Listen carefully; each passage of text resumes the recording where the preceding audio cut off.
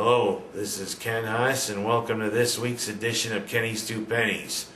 This time we're going to talk about several things: Syracuse, a new football coach, a basketball player whose season may hang in the balance, plus also a great rout and a crushing last-second defeat.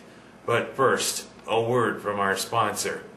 Hello, Syracuse fans. Want to know where I watch the Syracuse games? Right here at Deweys, 3rd Ward Tavern, Bridge Street in Seneca Falls. Want to watch the NFL? Deweys has the NFL ticket. And also on Thursday nights, Deweys has the NFL Network. So you don't have to worry about missing if you got cable. Deweys broadcasts all Syracuse games, basketball and football. Deweys has 21 televisions to watch all your sports action. Come to Deweys 3rd Ward Tavern here on Bridge Street in Seneca Falls. I'll see you here. Before I begin this week, I want to take a minute and dedicate this show to two important people in my life and two who did like Syracuse sports. Don Kramer was a very big fan of Syracuse lacrosse, and Phyllis Cosentino. Not only did she bring joy to many people in Auburn, Seneca Falls, and Geneva with her floral arrangements, but she did like Syracuse sports. So, this show is for the two of them. Now, here's the basics of this week's show. We're going to talk about several things of the past week. First, we have a new football coach, Syracuse fans. And guess what? We went back to the 80s to get this guy, a homegrown Syracuse University player, one who played alongside Tim Green and the rest of the four-wheel drive defense, and he was a co-captain and a member of the offensive line. Doug Marrone, welcome back to Central New York. And from what I saw of the press conference, seems like you might be the guy to help cure the ills that Mr. Robinson caused during his 4 years. I didn't hear anything about a supposed 4 or 5 year plan, because you know what that did to the football team. Look at how they've gone. No 4 or 5 year plan, Marrone. You just said you want to win now. And let's hope you install an offense and get some more schemes and get the right assistant coaches to help us win this time and win now. You began your career coaching for SUNY Cortland and the Coast Guard, and you see where that's gotten you. Last 3 years, you've been the offensive coordinator for the Saints. Now, you're coming back to Syracuse, and you join 3 other alums coaching the Orange. Boeheim's an alum, Desco's an alum, and Gates an alum. And you see how good the 3 of them have been. Well, let's hope we're 4 for 4. Second order of business, the season may hang in the balance for Mr. Devendorf. The Code of Ethics says that he should be suspended for the season. Thing is, it would be a sad end, especially when he's coming back from an ACL injury. Well, one thing is, Mr. Devendorf, you got all those tattoos. You shouldn't act like someone who's got all those tattoos. Even if the woman might have been a you shouldn't punch her in the mouth. Look where that's gotten you, Mr. Devendorf. Of course, from what I'm hearing, it looks like a he said, she said thing. And you know, that sometimes spells trouble for the accuser. But hopefully this appeal process will be pretty over and quick.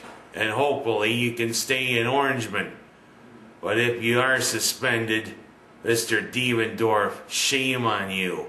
You're an integral cog for the SU basketball team, and it'd be a shame for you to go. Now, the third order of business. The 2 games the basketball team has done. First, the slow start, but then the rout against Long Beach State. Nice way to come alive in the second half, like we seem to always be doing, Syracuse fans. It seems as though we always start slow, But then once the second half comes, we make the adjustments and we turn it into a big rout against those 49ers. Those 49ers didn't come away with any gold. They came out of the Carrier Dome with a little lead, as in their bottom. And nice little thing, Mr. Pursuti and Mr. Reese.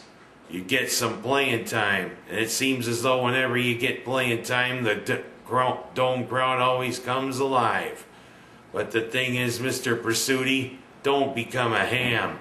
And Mr. Reese, don't become a peanut butter cup. Just because fans like you. But now we get to something more serious. The Cleveland State Vikings came into the Dome last night. And what do you know? Seems as though the Dome is a nice home away from home for those Vikings. Even if your emblem looks like Hagar the Horrible. There's a little copyright infringement if you ask me. Has anybody ever taken a look at the picture of the mascot? I think somebody ought to sue somebody. But whatever. 22 years ago during the NCAA tournament, this Cleveland State came into the Dome led by a little player named Mouse. They upset Bobby Knight in Indiana with Steve Alford playing, and then upset St. Joseph's to go to the Sweet 16 that year before they finally fell. This was the first time Syracuse Cleveland State met on the hardwood, and I kind of wonder, is Syracuse going to wait quite some time to schedule Cleveland State again? Or are they going to want to face them again later on, maybe in the tournament if Cleveland State wins the Horizon League, or maybe next year? I think there's a little payback thinking going on by Syracuse after what happened. Cleveland State actually looked like they were in the zone. They were hitting every shot imaginable at times, plus aided by Syracuse's sometimes sloppy play. Cleveland State hung right with there. And then with a few seconds left, Andy Routens launched up a three-pointer to try to win the game, missed it. Onuaku then followed with a rebound and slammed it home with 2.2 seconds left. And then comes the dagger in the heart. Almost 100 times people can launch that kind of shot up and never make it. But last night was one of those things. 70 feet.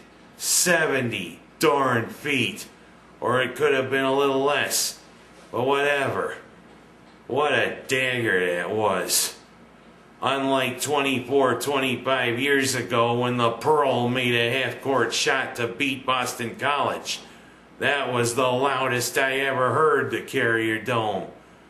I kind of wonder what happened after he hit that shot. There was such a deflation by the crowd and by the SU players. I thought all the air was going to come out of the dome and that Teflon roof was going to collapse. But whoa, what a result.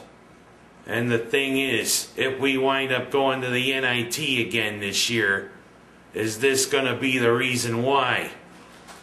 One thing's for sure, I don't want to be Canisius coming into the Dome tomorrow night. Syracuse is going to be acting for a little payback.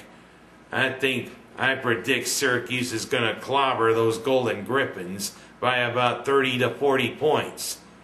And any SU fans, I hope to see you someday wearing my likeness on your shirts there in the Dome. Let's hope this is just a result that's an aberration. I'm Ken Haas. That's my story, and I'm sticking to it.